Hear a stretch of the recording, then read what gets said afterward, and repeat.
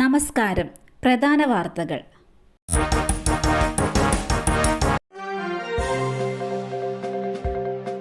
വിവാദങ്ങൾക്കിടെ സുരേഷ് ഗോപി തൃശൂരിൽ മാധ്യമങ്ങളോട് പ്രതികരിച്ചില്ല. വോട്ടുകൊള്ളയെക്കുറിച്ച് വിവാദങ്ങൾക്കിടെ കേന്ദ്രമന്ത്രി സുരേഷ് ഗോപി തൃശൂരിൽ മാധ്യമങ്ങളുടെ ചോദ്യങ്ങൾക്ക് മറുപടിയില്ല. സുരേഷ് ഗോപി തൃശൂരിലെത്തുന്നത് ദിവസങ്ങൾക്ക് ശേഷം. CPM-വുമായുള്ള സംഘർഷത്തിൽ പരിക്കേറ്റ BJP പ്രവർത്തകരെ ആശുപത്രിയിലെത്തി കണ്ടു. Thrissur city police commissioner office മാർച്ചിലും പങ്കെടുക്കും. തൃശൂർ റെയിൽവേ സ്റ്റേഷനിൽ ഇറങ്ങിയത് മുതൽ സമ്പൂർണ്ണ മൗനത്തിലാണ് സുരേഷ് ഗോപി. പരിക്കേറ്റ പ്രവർത്തകരെ കാണാൻ ആശുപത്രിയിലും തുടർന്ന് ഓഫീസിലും മാധ്യമങ്ങൾ പിന്തുടർന്നെങ്കിലും ഒരു പ്രതികരണവും നടത്താൻ സുരേഷ് ഗോപി തയ്യാറായില്ല. കൃഷിഭവനിലും ആശുപത്രിയിലും മോഷണം. വിലക്കപ്പെട്ട രേഖകളും രജിസ്റ്റർ ബുക്കും നശിപ്പിച്ച നിലയിൽ. തിരുവനന്തപുരം വർക്കല ഗവൺമെന്റ് ഹോമിയോ ആശുപത്രിയിലും കൃഷിഭവനിലും മോഷണം. കൃഷിഭവനിൽ നിന്ന് ലാപ്ടോപ്പും പണവും നഷ്ടപ്പെട്ടു. വിലപ്പെട്ട രേഖകളും രജിസ്റ്റർ ബുക്കും നശിപ്പിച്ച നിലയിലാണ്.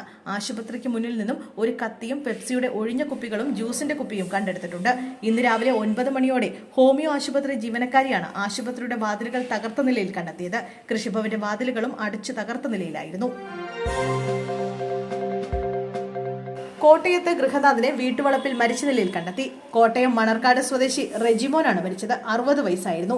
സ്ഫോടക വസ്തു വയറ്റിൽ കെട്ടിവെച്ച ശേഷം പൊട്ടിക്കുകയായിരുന്നു. കുടുംബ പ്രശ്നങ്ങളെ തുടർന്ന് ഇയാൾ ഇന്നലെ വീട്ടിൽ നിന്ന് ഇറങ്ങിയിരുന്നു. കിണർ പണികൾ ചെയ്യുന്ന ആളാണ് റെജിമോൻ. കിണറ്റിലെ പാറ പൊട്ടിക്കാൻ ഉപയോഗിക്കുന്ന വസ്തുക്കളാണ് വയറ്റിൽ കെട്ടിയത്. ആത്മഹത്യയെന്നാണ് പ്രാഥമിക നിഗമനം. കുവൈറ്റിൽ വിഷമദ്യം കഴിച്ച 10 പ്രവാസികൾക്ക് ദാരുണാന്ത്യം.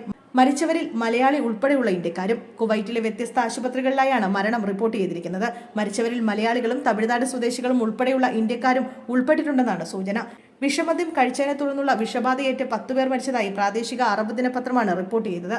വിഷബാധയെ തുടർന്ന് കഴിഞ്ഞ ഞായറാഴ്ച അദാൻ ഫർവാനിയ ആശുപത്രികളിൽ 15ഓളം പ്രവാസികളെ പ്രവേശിപ്പിച്ചിരുന്നു. ചികിത്സയിൽ കഴിയവെയാണ് കഴിഞ്ഞ ദിവസങ്ങളിൽ ഇവരിൽ പലരും മരിച്ചത്.